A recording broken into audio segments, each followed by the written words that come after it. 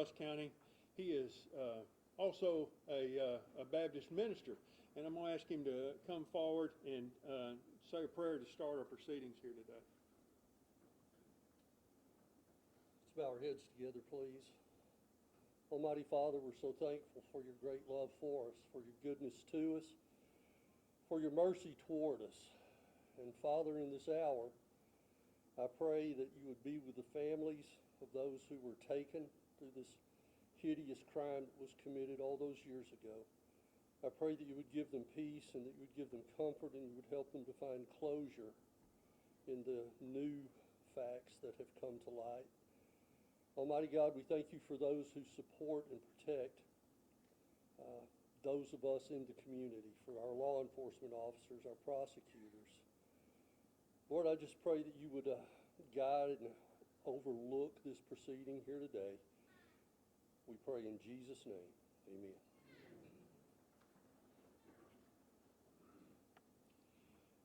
Day and every day since September 23rd, 1983 should be about honoring the victims who were cruelly taken away from their families. So as I read the names of those victims, I'm going to ask their families who are present here to stand there. We had a meeting last night in Kilgore PD. They were good enough to provide us their council chambers over there and had more victims' families there, but we have a well-representative group here. Monty Landers,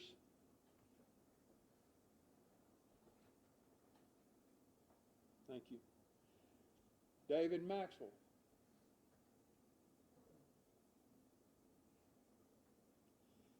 Mary Tyler,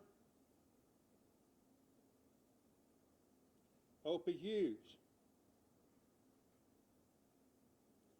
and Joey Johnson. Thank you.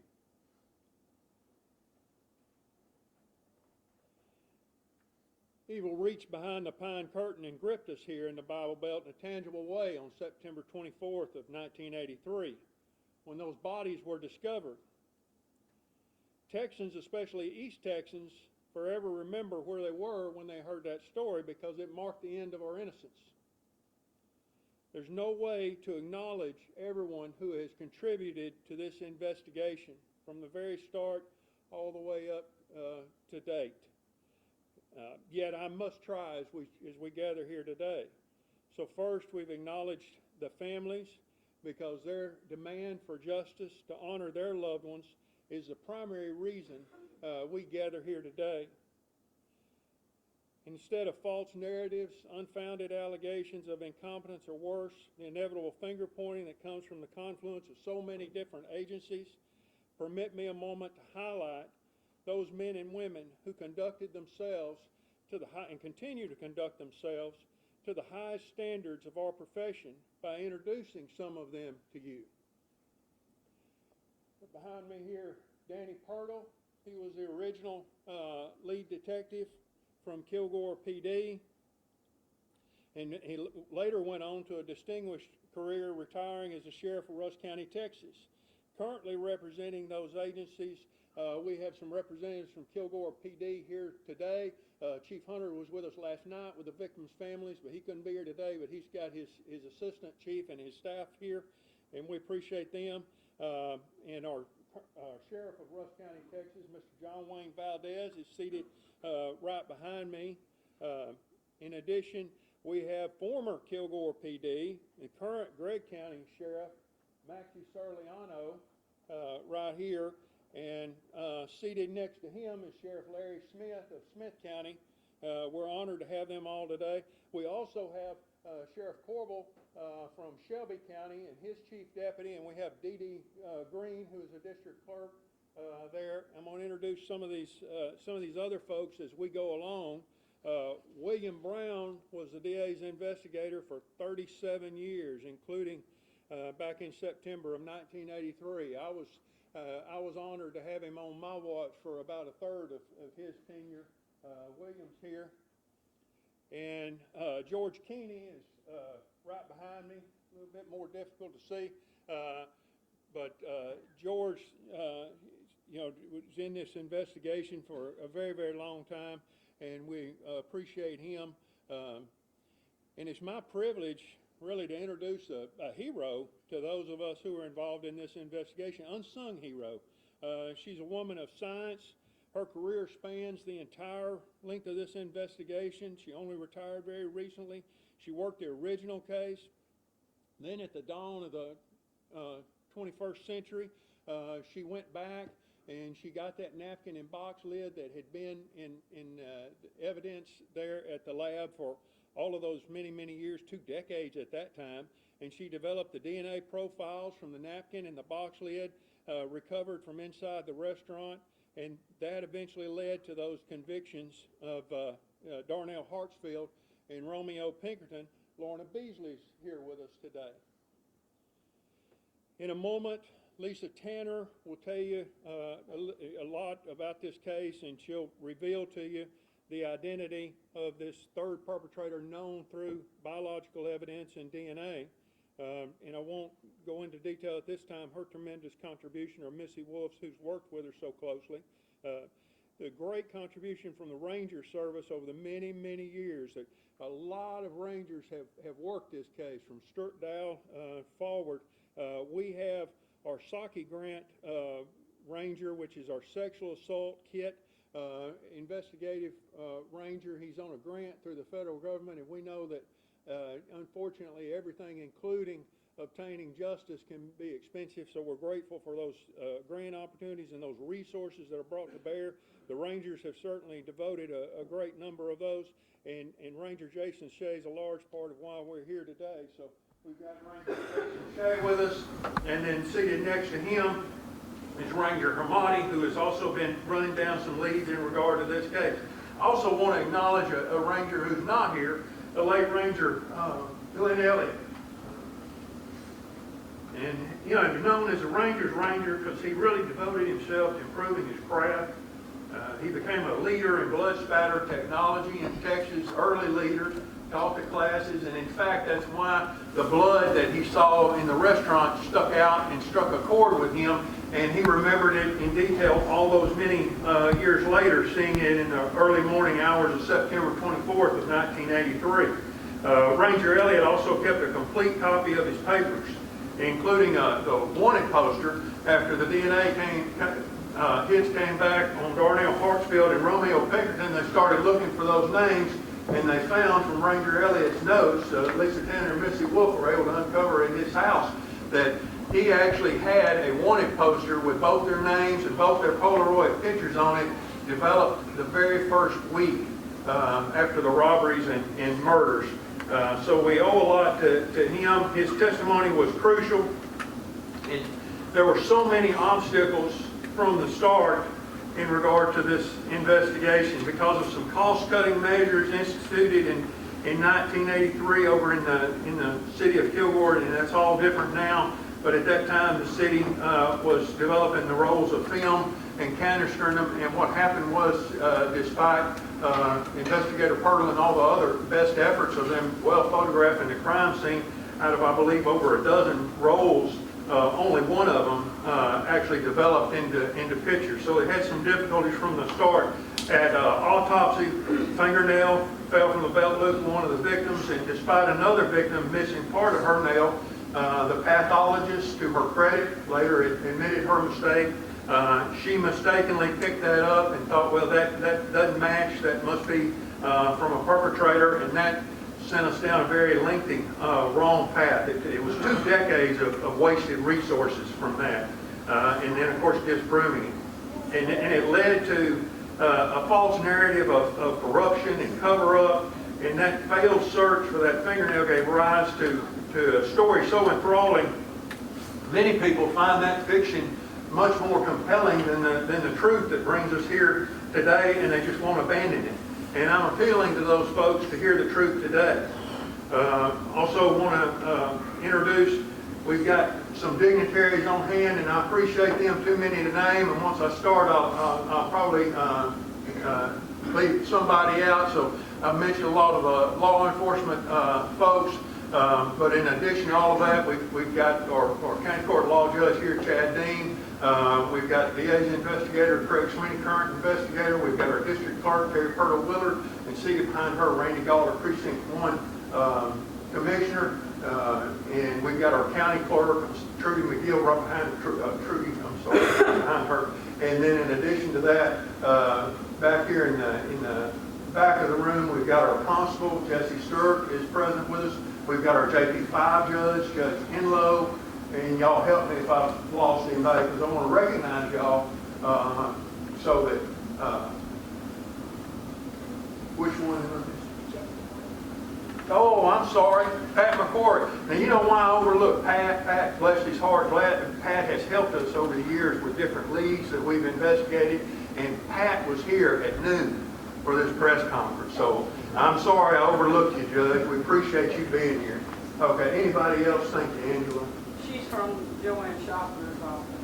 Oh, I'm sorry, Misty Nixon, right? She is the aide to Joanne Schaffner and her chief, I believe, here in the district, and we appreciate Representative Schaffner.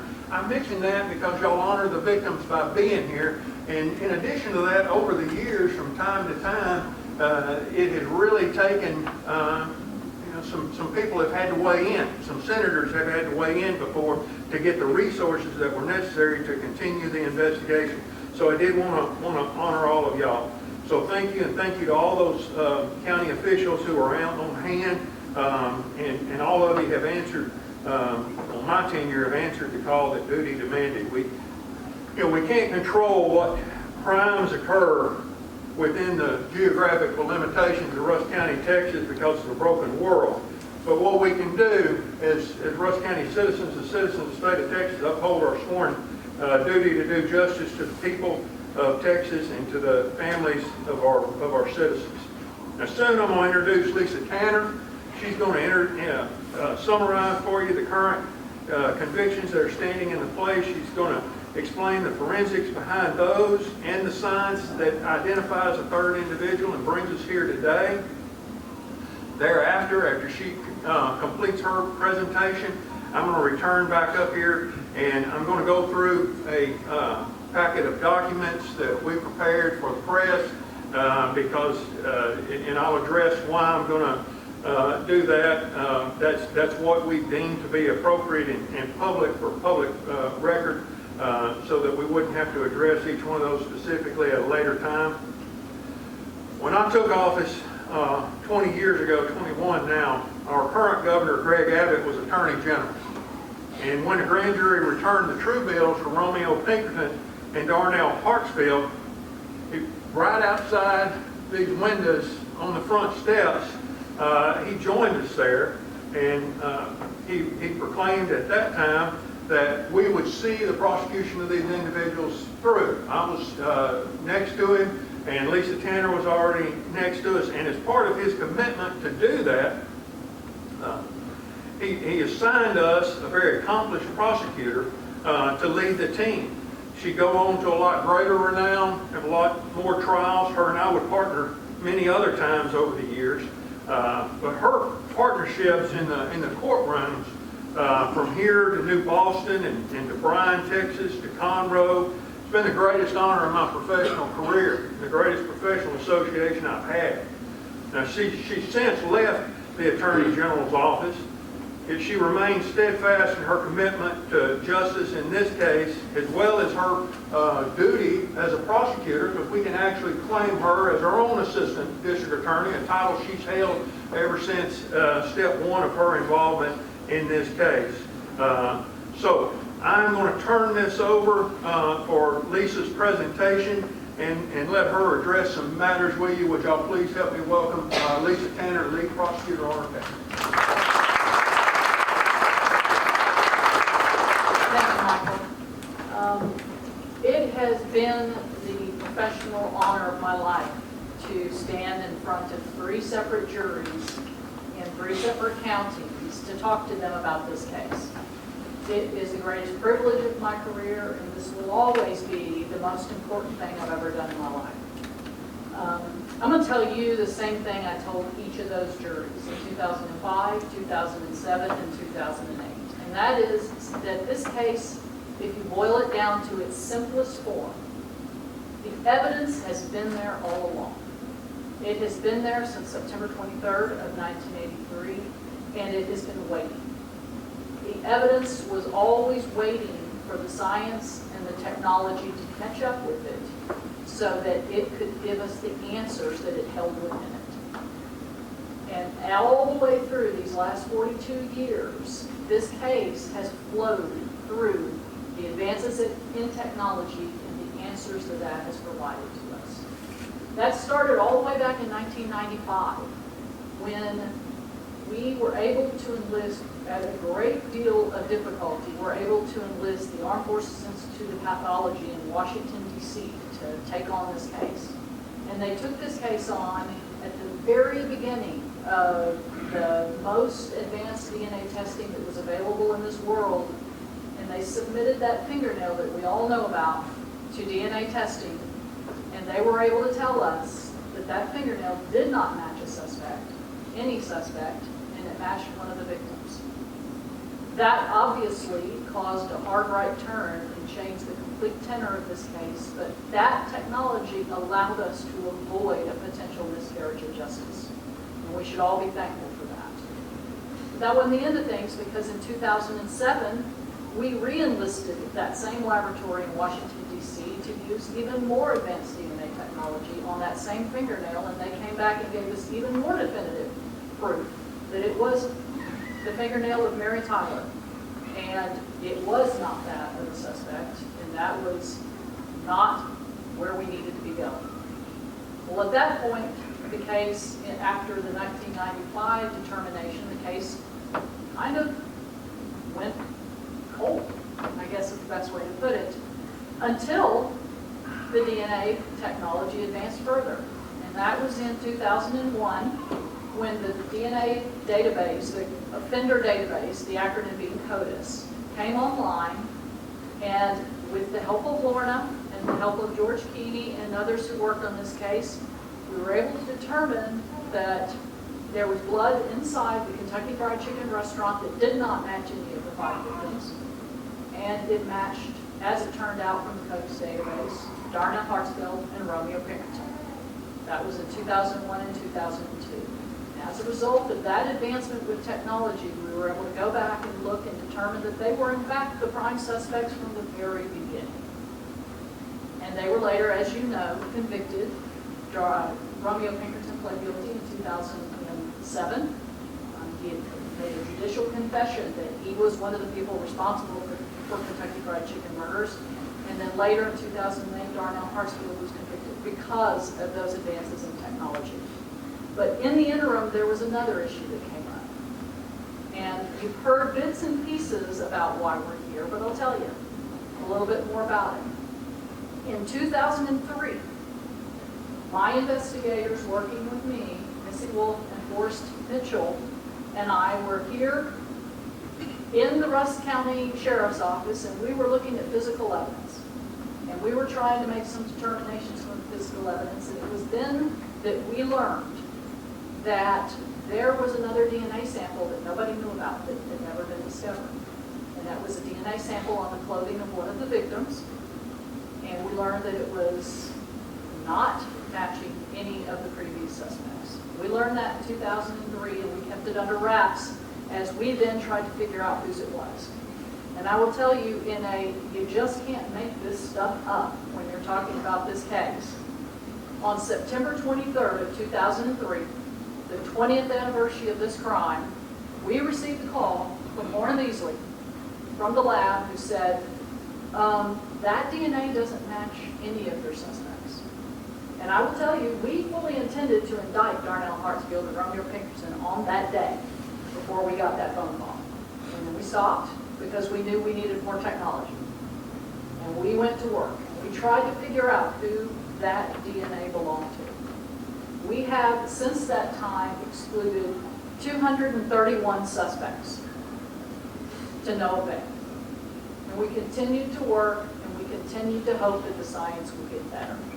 We eventually got the science to the point where we knew that the person who left that sample was primarily of African American descent, which was Mr. Pinkerton and Mr. Hartsfield, and not the previous set of suspects from the fingernail, and then we proceeded to trial.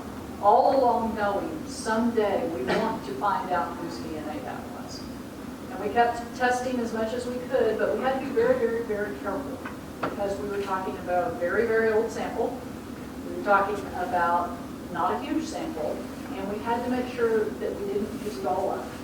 Because we didn't want to use it all up with decent technology and then find out later there was better technology that would have given us the answers. So we waited for the technology. This past year, the Texas Rangers came in to help us. The Texas Rangers have a grant called the Sexual Assault Kit Initiative, the acronym being SAKI, grant so that they can look at older unsolved cases. And we will forever, and I say this on my behalf, on Michael's behalf, and on behalf of our friends, the family that are over in the jury box, we will forever be grateful that they took the lead, and the Rangers took the lead to do genealogy testing on that DNA sample from the pants of our victim of abuse.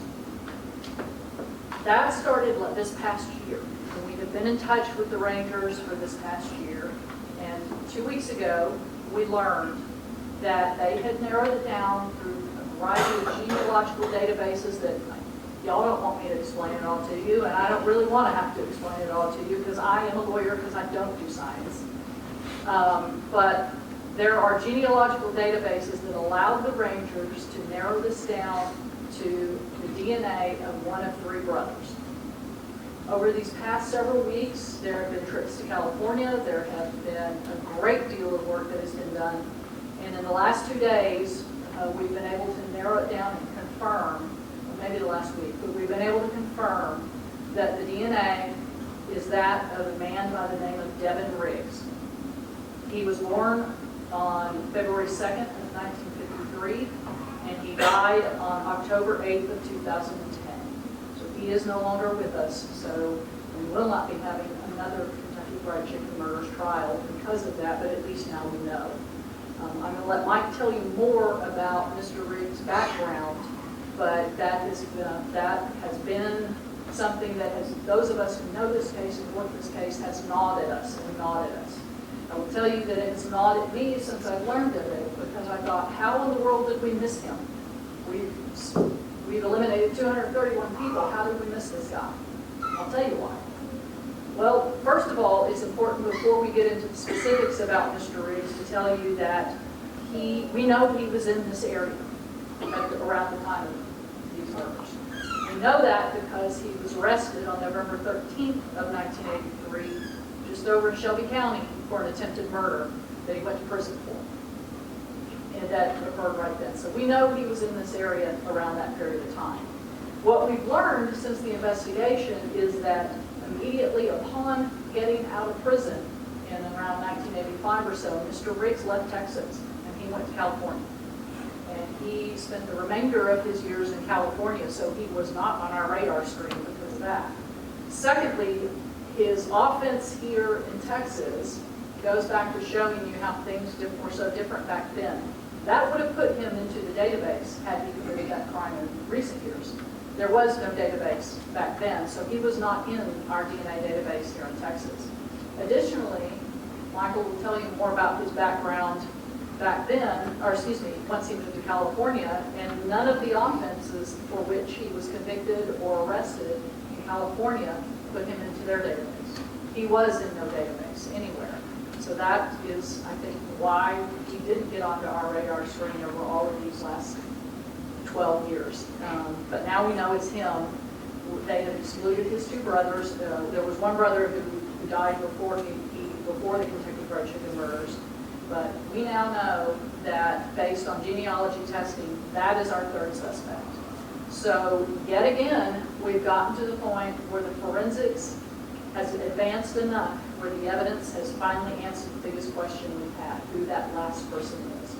And we still have some work to do. I'll let Michael tell you more about it, and I'll certainly answer any more questions about all of this evidence. And if there's anything I missed, please let me know, Mike. But from there, I'm going to let him tell you more about Mr. Riggs. I'll share with you what we've been able to determine about Mr. Riggs, and we're still investigating that. There's a lot of the men and women behind me are still working on that. However, we wanted to go ahead and proceed now because we wanted to make sure as word might slowly get out that these families heard first, and that's why we met with them last night. And actually, Lisa's been in constant contact with them throughout the process. And so we wanted to address that really before the holiday season started. So there's more work to do. But having told you that, I'm also going to furnish to anybody from the media who wants one of these little data devices.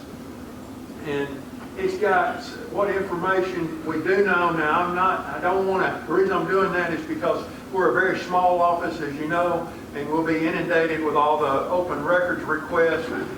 Plus, these cases never end anymore. So as long as somebody who is convicted is alive, we anticipate they will file writs, and actually from practice we know that they will file writs. So because of that, I can't just release everything carte blanche. So we have made a list of what we believe that we can release, and let me start going through that with you.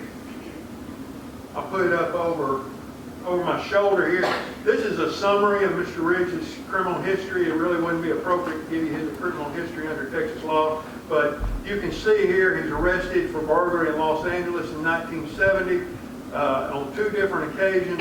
After that, robbery in Los Angeles and Inglewood, California, which is near the same area. We've got the loitering in the school area. We've got attempted murder and robbery in 71. By 72 in Sacramento, we've got a robbery and assault. In 76, he goes to prison in California for 5 years to life. But then he's paroled in 1977. Of course, we've got the murders in this instant case in September 23rd of 1983. And then thereafter in Shelby County, about 7.5 weeks later, we have the attempted murder and burglary, which we were able to get a copy of the newspaper account. Ranger Shea was able to furnish one from the Longview News Journal at that time, but we also got one from the Shelby County newspaper there in the center that recites that he ended up shooting his brother just as Ms. Tanner told you about. And really what's instrumental about Sheriff Corbel being here today is Sheriff Corbel was a trooper at the time, obviously before he took office, and he ended up, like in most rural counties, where he ends up responding, and he worked that case. So it just we've been so blessed by so many things that went our way. In addition to all the things that didn't go our way, I just happened to be down there trying to get information and was really getting a dead end,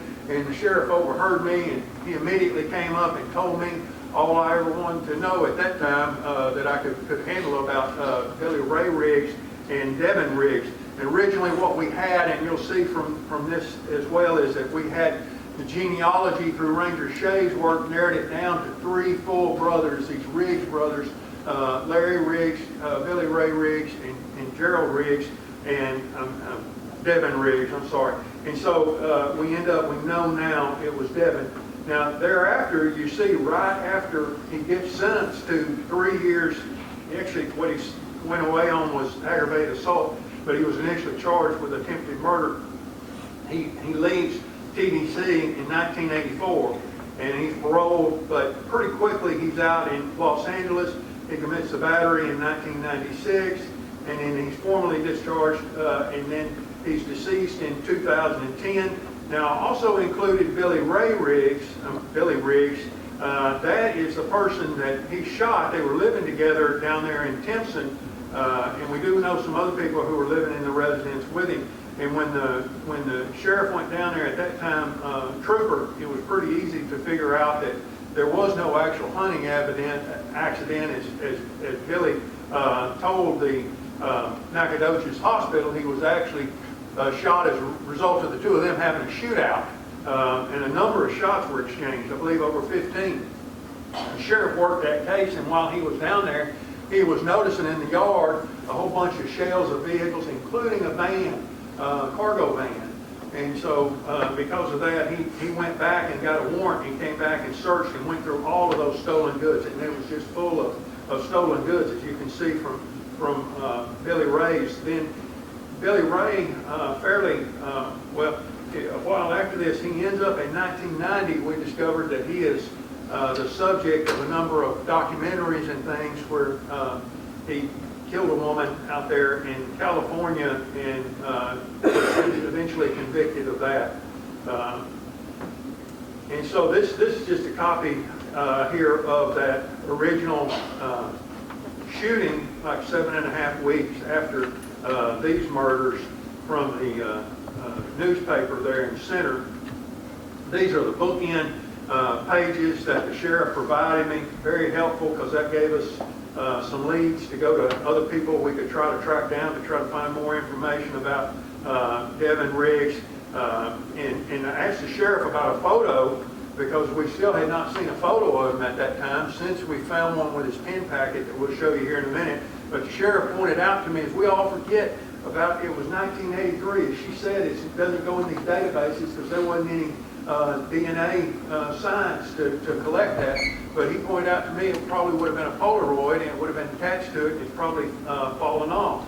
But as a result of that, we got enough information to go over to the district clerk, Ms. Green, who's here, and she took a lot of her time, and she went and found us some files, and so we got the full file from that shooting incident that we included here. Now this is the actual pin packet from that conviction. This is Devin Riggs.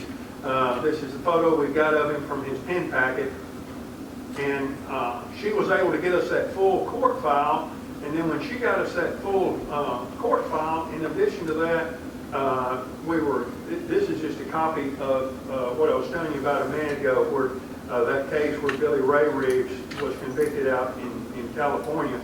I'm going to run through it, because when we went, the district clerk Green got us that court file, we found something that each county's a little bit different. And we normally wouldn't put the confession of the subject in when we had a conviction, but here they had the confession of Billy Ray Riggs, because I told you the sheriff went back down there with a warrant and went through all that stolen stuff. There's a great amount of stolen stuff, and Billy Ray Riggs gave him a confession, and Billy Ray Riggs talks about how him and Devin committed a number of burglaries, how they broke into a building belonging to a local resident there outside of Timpson.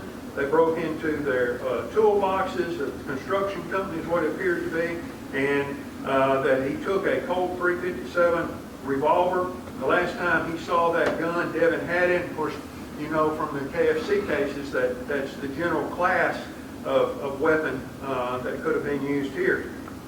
And then he talks about in May of 1983, back before these murders, how Devin and him drove to Marshall, and they went to a shopping center up there and stole a van. And then in addition to that, they went to a football game in Jacksonville, and they stole another van there. So we all obviously believe the cargo van was used. There's some witnesses involved with that. They stole some other things, and what was difficult too was that they, this is that statement I was telling you about, is of course they're stealing all these things in Timpson and Shelby County. It's a small county. It's hard for them to move those items down there. So what they end up doing is he recites that they ended up going all over. They went to Dallas, to Houston, to Shreveport, to Jacksonville, purportedly in an attempt to find Volkswagen parts, but clearly they were trying to move some of this stolen merchandise that they were stealing. So we've got him all over the East Texas area during this period of time. These are their court files that we have from down there as well. Now, in addition to that, in the back of this packet, we also, somewhere in here is the card from the investigator out in Inglewood who came out and was looking at Billy Ray's file after that murder.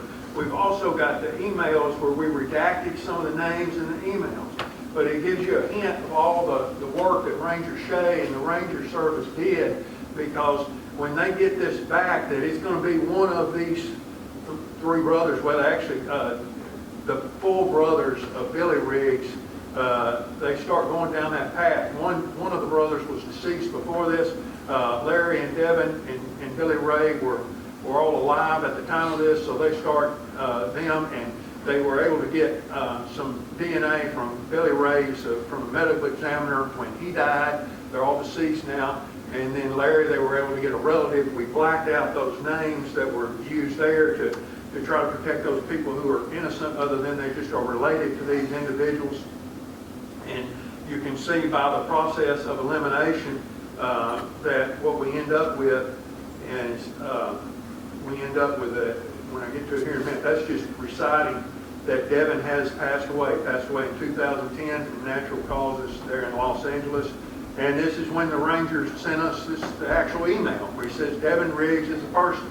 And he's asked to do the comparison that he's talking about from Bodie Labs up in Virginia. They've been instrumental in all of this, and he talks about we're going to proceed to the next step. Now, the next step, the Rangers suggested that I contact Mr. Pinkerton. Wouldn't be appropriate because he's got an attorney who is there to advise him about writs and other matters. So I did contact the attorney, and essentially I told him we're not going to make any sort of agreement. He's got 5 life sentences. He deserves every day of it. However, if he were willing to provide the victims what comfort it might provide and address these matters with us, I would be hard-pressed not to admit before a parole board that he had told the truth. He declined that request. So we did pursue that avenue. We tried to pursue a number of avenues, and I've got that recited in there, and there's the original list that we got. Now, in addition to that,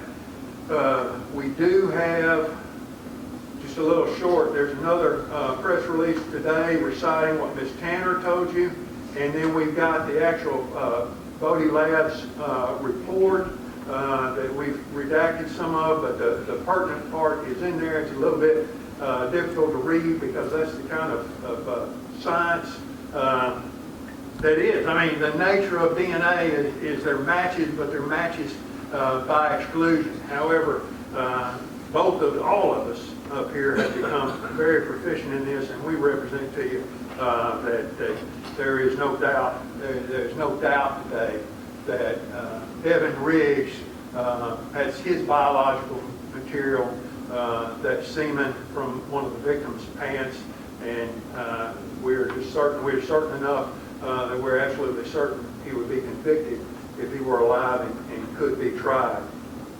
Now, we are going to take questions in just a moment, but what I'm going to ask is if the victims' families, if they want to go ahead and leave, I'm going to go ahead and let them leave if they want to. If they want to stay, if they want to participate and answer questions, they can. But if they want to go ahead and leave, I'm going to give them that opportunity right now with Bruce, our victims coordinator. And as I said, we'll pass these out at the end of this process. So respectfully, don't bother sending me open record requests. I'll object to turn over anything other than this because we expect that we might very well have one of these writs, and in addition to having to be protective of the information, because of that, we don't want to do anything that would in any way undermine anything like that. Thank you. You're going to walk them out.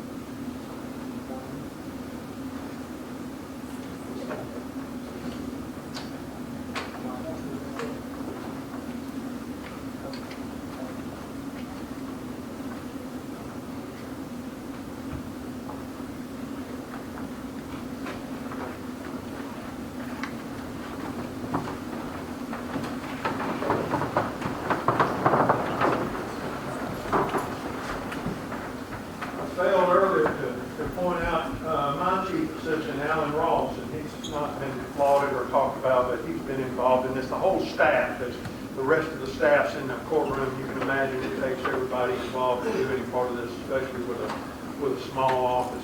And I'm grateful to have the quality of folks that we do to fill up the mission to do justice.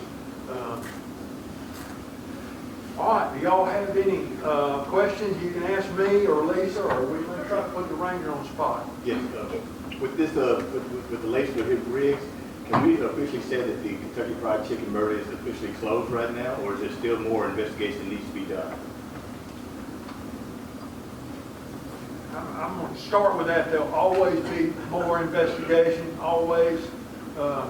However, this resolves the final biological material that we have. Lisa tells the point she says many times, the science had to catch up with the evidence for the victims to be able to tell their story. We're there. I would say there are still follow-ups that are being done, but as far as identifying anyone else involved with these murders, I do not have any belief that we will identify anyone other than these three individuals. Did Devin Riggs have any relation to the other two convicted suspects? We're still working on that. That's still part of the follow-up investigations that we're going to do. We have learned that they're, from the genealogy, that they had familial connections in the North Tyler area. We're following up on that, but we wanted to get this out here as quickly as we could. There are some other possible connections. Ranger Hamadi was working in the field all week on that, but we just don't have enough to really feel confident addressing your question in any sort of detail. So, is there evidence, I'm sorry, Jolie Ferguson with the Longview News Journal. Is there evidence that these three worked together on other crimes? We're still working on that. And is there the reason that he was in East Texas and then in California? What were those connections? There was family out in California, we learned. That California looked like it was more the home place. We don't yet, and it looks like there was a lot of back and forth between California and East Texas. That was 40 some odd years ago, so we're still working on that. So for years, we were told that it was two men that went inside the Kentucky Fried Chicken on that night. The third person, do we know if they worked together in that moment, or did they meet, because we know they traveled all the way to Russ County.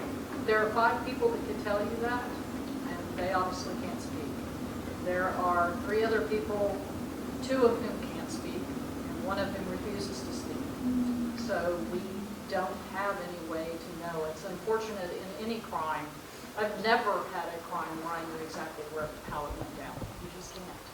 And I wish we knew. What we know is I can't tell you how many people are inside the restaurant, and I can't tell you how many were at the murder scene. I can tell you that the DNA of 2 of the people is inside the restaurant, and the DNA of 1 of the people is at the murder scene. I can tell you that Darnell Hartsfield had access to a cargo van, and there was a cargo van seen at the scene. I know that Devin Riggs had access to a cargo van and used a cargo van. I know that there was a 357 that they both had access to. I know that Darnell Hartsfield was a robber, as was. And so there's lots of different things, but can we ever know exactly what happened? No. Do you think that, you mentioned he's not speaking, Mr. Pinkerton. Do you think that later on that could be a follow-up if we do get new details that y'all would try again to go back to him to try to verify any of this, or no? I will always try. I did not believe he would speak to us to start with, nor did Lisa or some of the other people involved. Just do not believe that he will. These questions you're raising are the questions we all want to know. We sit across from victims' families. She's a professional prosecutor. This is what we do, is we deal with murder and sexual assault and all these horrible things. And so many times victims sit across from us and they want to know why. Why did my loved one have to suffer like this? There's never a good answer. Even when we get to an answer, it's not a satisfactory answer. And that's the best that I can give you. We don't have an answer if other than a robbery gone wrong is what we've always assumed. That's what the evidence tells us. We have to make our assumptions based on the evidence and regional inferences from that evidence. And that's what it's telling us as far as a greater why. Other than it's a broken world and there's evil in this world, that's the only answer I can give you. Ma'am, you mentioned a gnawing feeling just over the years looking for this third person. What was that feeling like, and has it subsided now that you've come to an answer? Well, it's obviously a relief because my great fear was there was somebody out there that was doing things like this again, and a gnawing frustration of the amount of work that we put into trying to figure out who this person was. I can't possibly describe to you. It was the greatest and biggest search that our investigators have ever engaged in. I mean, I just told you, 231 people we eliminated. And it wasn't just, hey, give me your DNA. There were any number of ways. We went to places out of state. So it was, my investigator told me just the other day that the greatest disappointment of her career is that we didn't figure out who this was before the genealogy. I understand now why we didn't, and I accept now why we didn't, but I really hope that we'd be able to. But I am, as I've said, forever grateful for the science and forever grateful for the Rangers for taking the ball and running with it and getting us this. I couldn't be happier about that. I want to say that so many things that went right. Ranger Shea, we really thought that we were out of the sample that we were using to develop the DNA profile from this subject, from Devin Riggs. And the ranger went back to that sample with the people from the laboratory and was able to develop another profile, which of course was Devin Riggs, and that's the one that ultimately led us here. So there's been some amazing science involved in this. And Ms. Panner, she teaches these courses, and it still gets ahead of us, and we learn it more and more as we go through. So this is, KFC cases have been at the cutting edge in terms of forensic science from the very start. Ms. Tanner, with the way DNA has evolved now, will y'all continue to be able to take old evidence and go back and redo it just to see if you can come up with any more information, maybe any more evidence? You certainly can based on today's technology, and I can't imagine that it wouldn't get better. I can't imagine that it's not going to keep getting better. So I hope so. So where was his DNA in a database that y'all were able to connect to? Genealogy databases. It wasn't, so you have databases that are the offender databases. In Texas, the acronym is CODIS. In each state has one. And he was not in any of the offender databases, which is what we searched over all these years since 2003, over and over and over. And we would search the other states' databases over and over, have the lab do it over and over and over. He wasn't in any of those. The genealogy databases, with all of the things, all of us who go to Ancestry and 23andMe and all of that, and Ranger Shea can probably answer this for you better, there are genealogy databases out there that are not offender related, that allow them to get a start and put the DNA in and look and then narrow it down. These are all databases that are for narrowing down. So you narrow it down and go, okay, I can tell it's this familial line, and then I'm going to look at it, and then I can narrow it down from there, and then I can go this angle and cut this limb off, and I'm going to go down this limb. And so it's the genealogy databases that led to it. Now, they were able to use traditional DNA testing on Billy Ray Riggs, get a sample from his body, test it against it, and so they could tell it was not his, but it was that of a full brother of his. Then that narrowed us down to either Devin Riggs or the other, Larry, and so they got DNA from a family member of Larry, got him eliminated, and so then that narrowed us down only to Devin. Okay. I have another question too, please, sorry. It's okay. So all of this finally puts to definite rest that a man named Jimmy Mankins was never involved in this crime. Now, he was involved in other crimes, but not this one. Jimmy Mankins certainly didn't help himself. I think we can all agree with that. But Jimmy Mankins, as I told two different juries, was absolutely innocent of this crime. He had absolutely nothing to do with it. We knew that in 1995, and everything we've learned since then has just solidified it. No, he certainly, nobody's going to say that Jimmy Mankins Jr. was a saint, but he was not a Kentucky Fried Chicken murderer. Let me chime in on that too, because I get it, I got it the other day in the feed store, I'll get it out at Walmart, I'll hear it again later in the week. We are 100% certain he had nothing to do with the KFC murders and robbery. Certain from the science does not support any sort of a link to him in any manner at all. He's deceased now? He is. So is there anything that, I mean, he has family too. And is there anything that will be done now or should be done to, I don't know, I mean, make that right? I can only speak from my tenure in 21 years. This office never prosecuted him. Now, there was the prosecution from the AG's office before, but they dismissed that. I will tell you that this, where Jimmy Earl Mankins is concerned, is not a new development. Right.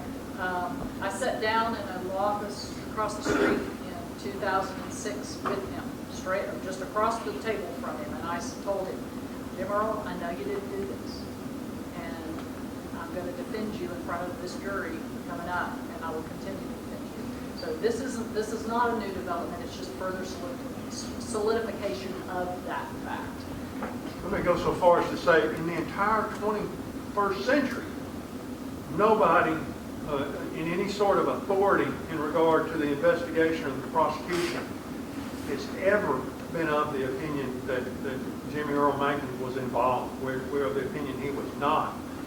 That was literally last century in the 20th century when he was being reviewed, and it was a mistake. It was a mistake based on that fingernail that took him down the wrong path for a very long time. That was Mary Tyler's fingernail the entire time.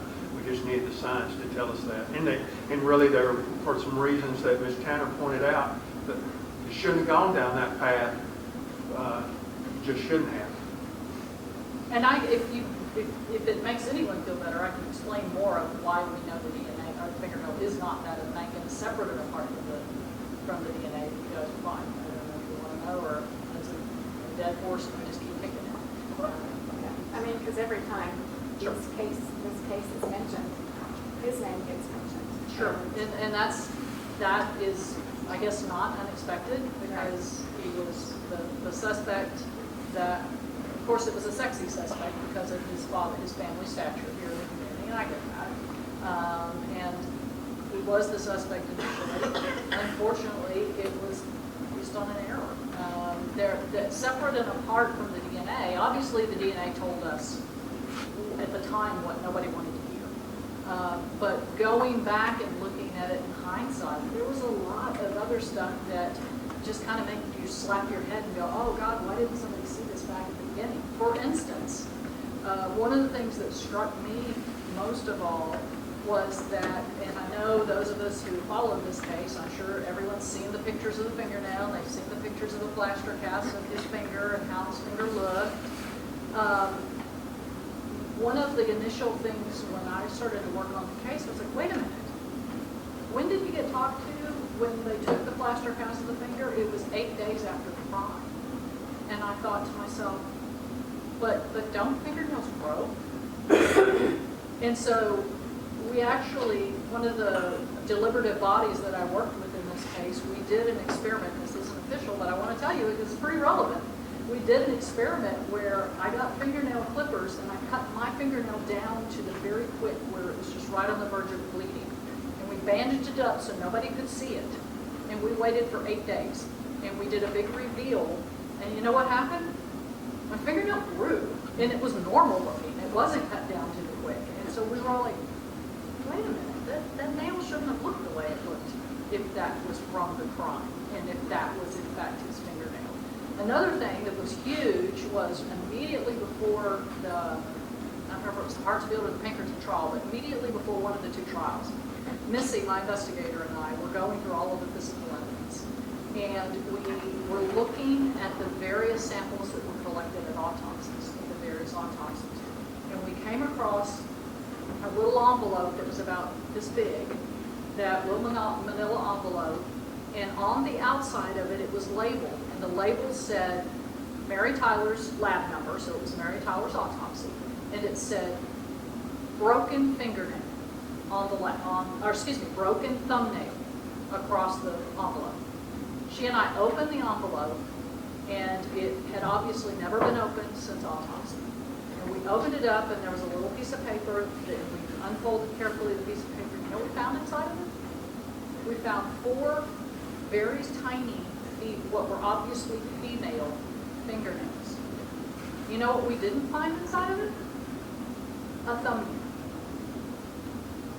The thumbnail was what everybody had been thinking was the Mankins thumbnail all those years, and it was just a mislabeled at autopsy that never got caught. And as soon as we saw that, we went, oh my God, it's been there all along, nobody looked. And it was just those 4 little fingernails in there and no thumbnail.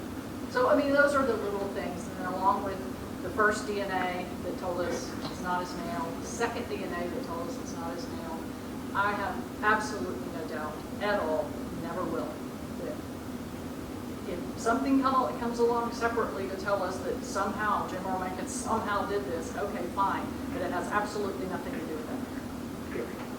Hard stop. He did not do this, but based on the evidence, and you know, I just want to add that you point out, and you know, certainly don't ever want people to have to be charged with a false allegation, family members and things like that. But it's also been a false allegation. It's done a lot of harm to our law enforcement agencies and our Rusk County community and our integrity and our legitimacy as a government for so many times. This wild story, wild but really it really sold. It's like a movie of the week of all of this cover-up and corruption to protect this individual, and it really made us all look suspect and reduced all of our credibility and legitimacy in the law enforcement community in Rusk County. It has hung over our head like a cloud, and it's been a cloud that should have been removed at least 30 years ago. Really should have been removed from the very start. We shouldn't have had to deal with it. I've never been down that path since my tenure, since '05, since Lisa Tanner and I returned those first grand jury indictments, and you saw us out here with the current governor, with the attorney general at that time. We started on this path. That has been something that we have tried to knock down and defeat every time it has come forward, because it is not based on evidence. It's based on gossip, innuendo, hearsay, and like I say, a story that just keeps getting bigger and told and added more and more to, but it's entirely false. I guess I've been clear enough. I didn't mean to call you out. I appreciate you giving us the opportunity to address the question. But so that means it was that misdirection or that kept this case from being solved 40 years ago. True. Yes. True. I will tell you that I will never forget the meeting that we had, and most of you over here in the jury box will remember it, where we had our first meeting in 2001 or 2, where we laid out to the families that we believed Jim Mankin was innocent, and that Darnell Hartsfield and Romeo Pinkerton, at that time we didn't know about the third person, were the ones who were responsible.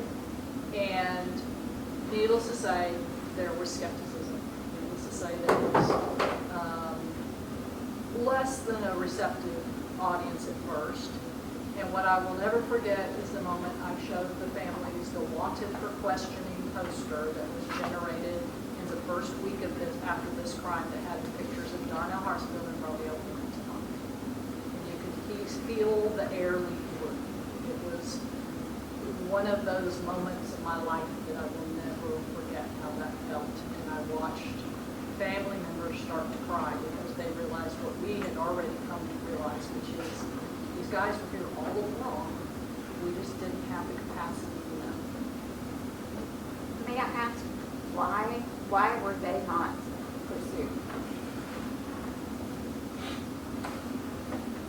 It would appear that it was very, very shortly after Mr. Mankins was talked to and he was found to have a torn fingernail, and there was a hard right turn. There's other things along with that. I believe Mr. Pinkerton claimed that he was in prison at the time. He was actually out, but it wasn't like today where we could look that up on the internet. They would have to call down there and get a clerk, and then they'd have to try to pull a file, and they'd have to get the right place. And so it became more complicated. And so there was a similar kind of situation with Mr. Hartsfield where they started to believe that he wasn't involved based on his assertions when they interviewed him. And then from that, as Ms. Tanner said, that's when they have the maintenance and the fingernail issue and all of that, and they just go, frankly, down the wrong path. And they had them right then. They had them right then is what's so frustrating. But it's easy for us to sit up here and say that in hindsight because now the science has vindicated that they did have them the whole time. And thanks to Ranger Elliott, we had that wanted poster.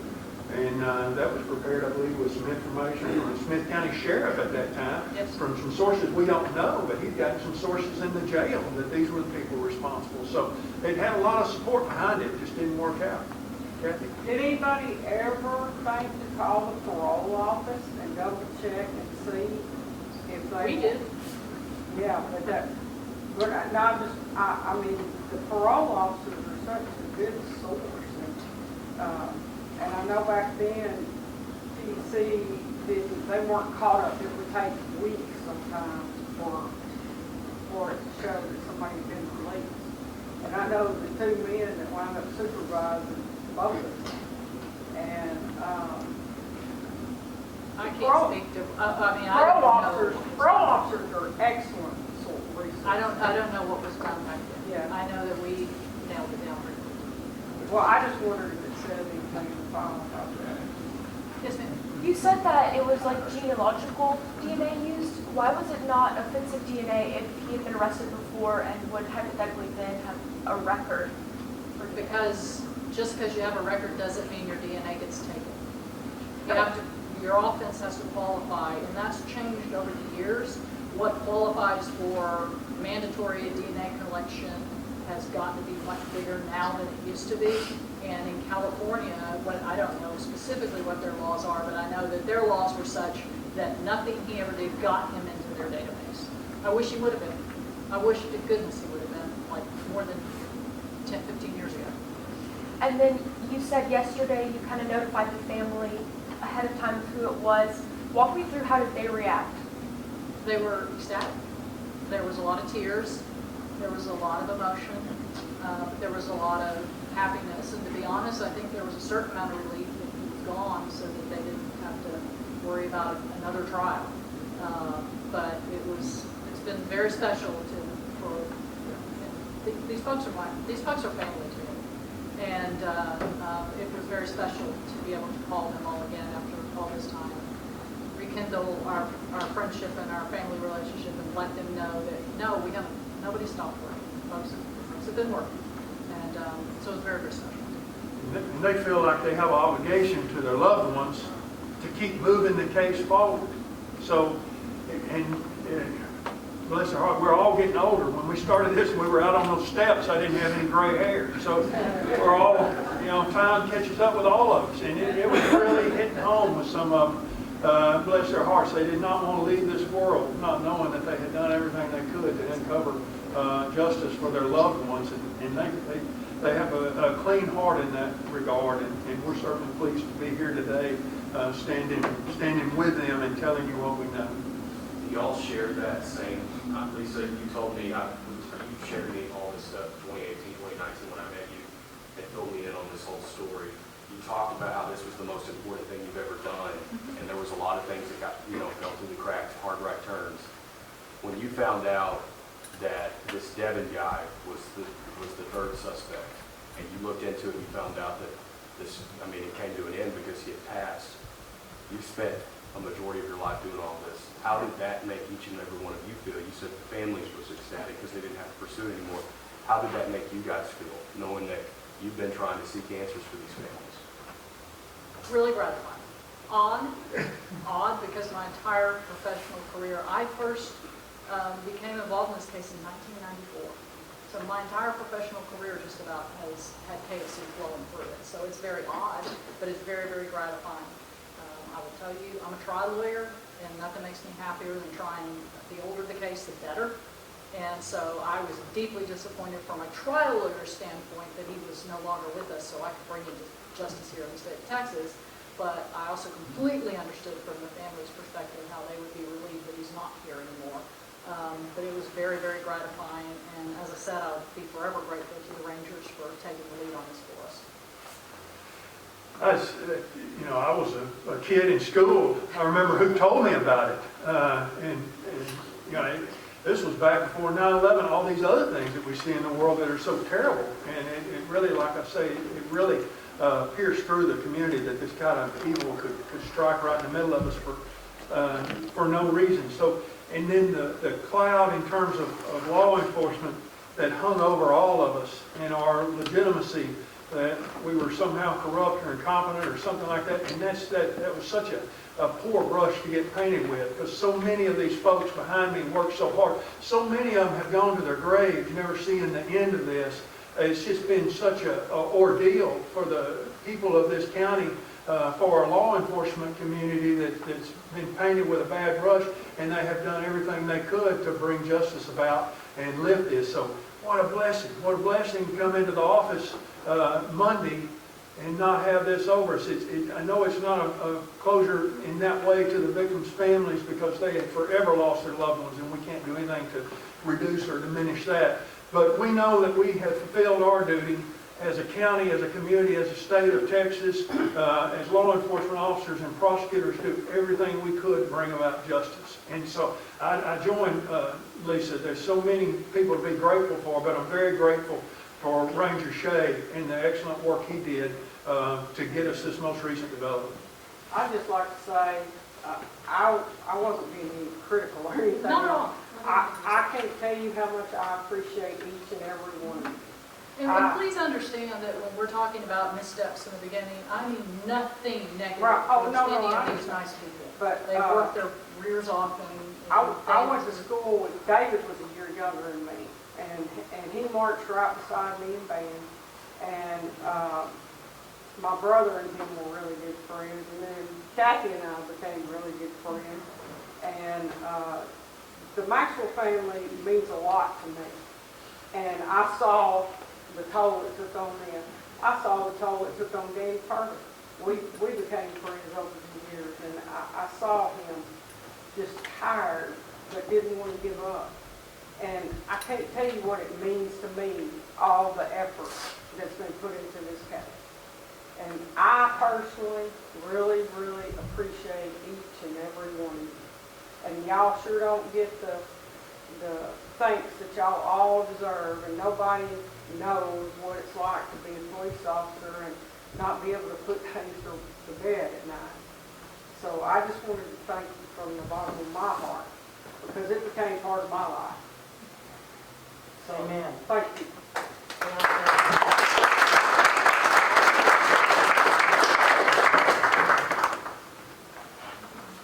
Anything else?